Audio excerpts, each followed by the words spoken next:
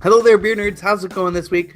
I'm coming at you again with another kind of controversial story from the beer world this week, as well as another delicious saison.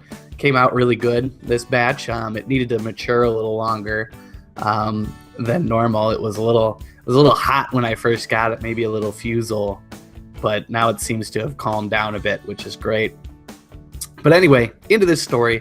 The Brewers Association is attempting to kind of crack down on some of the more offensive or can be deemed offensive beer labels out there.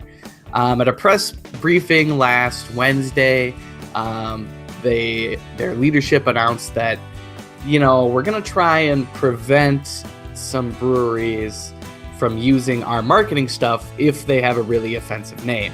And so, the big implication here is that, if your beer has an offensive name, you're not going to be able to advertise with any of their intellectual property, and they're not going to acknowledge you at any award ceremonies. So they're not going to kick you out of the club. They're not going to tell you to stop, but, they're just not going to acknowledge your greatness if that truly great beer you have happens to have an offensive name. And so, I kind of agree with this one.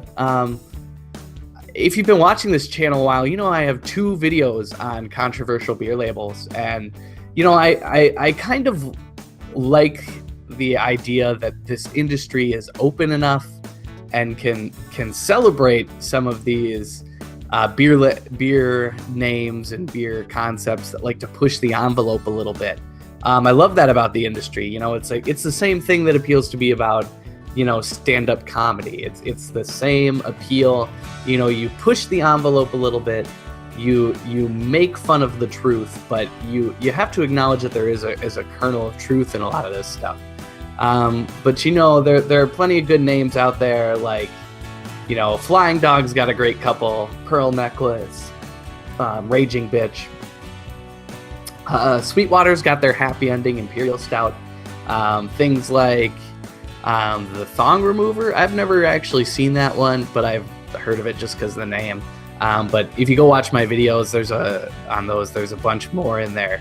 But at the same time, it's a little sad that some of this freedom's going away. I love it when people are free to express themselves in the way they want.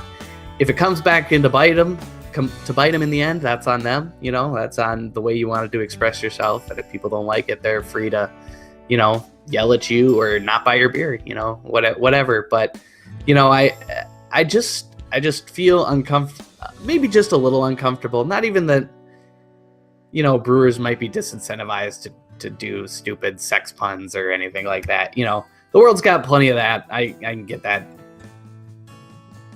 You can get that anywhere you want to, especially here on YouTube. But, I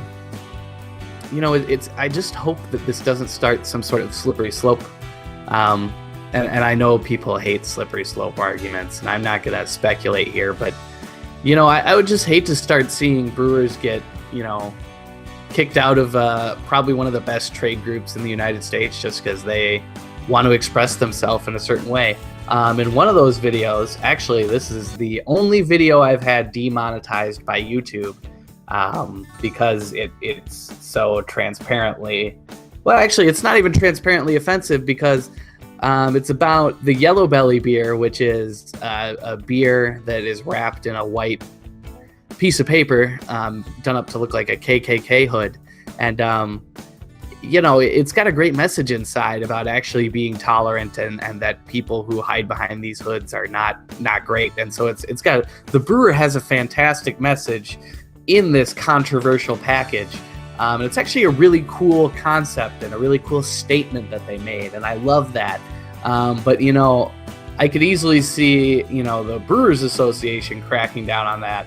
And I know YouTube already cracked down on that video for me. They demonetized that one. Not that I'm making a ton of money. Anyway, I'm going to miss that 20 cents from that video. Sure am.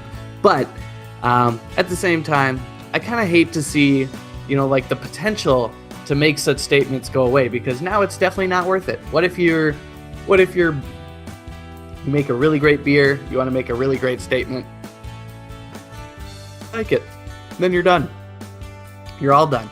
So, I hope the Brewers Association uses this power wisely. I think it's very smart of them.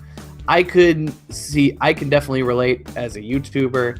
I don't want somebody to take my lovely beer by the numbers logo and fill it with swastikas. So I can't imagine why they don't, I can imagine exactly why they don't want to put their lovely Brewers Association logo right next to a thong dropper. Makes all the sense in the world to me. When you work so hard to build a brand and make it trustworthy and make it something, not only your brewers can believe in, but consumers can believe in and trust, you don't just want to throw away that trust by sticking it on any old thing. Phrasing. But at the same time, I hope this is used with restraint. I hope they keep it limited. And I understand where they're coming from. Just don't go power mad, please. All right, beer nerds, that's all for this week. Hopefully no more beer controversy, but, as I've been digging more and more into beer news and becoming more and more of an obsessed loser who spends all his time looking at beer stuff,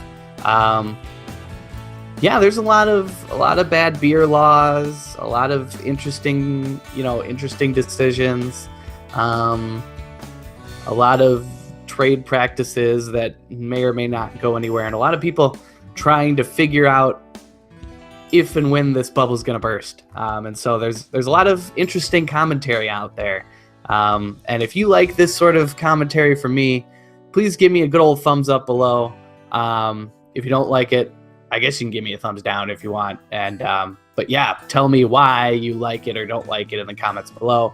Always love hearing from everybody. I'll have another great Beer by the Numbers episode out on Friday, and I hope each and every one of you has a fantastic week. Cheers.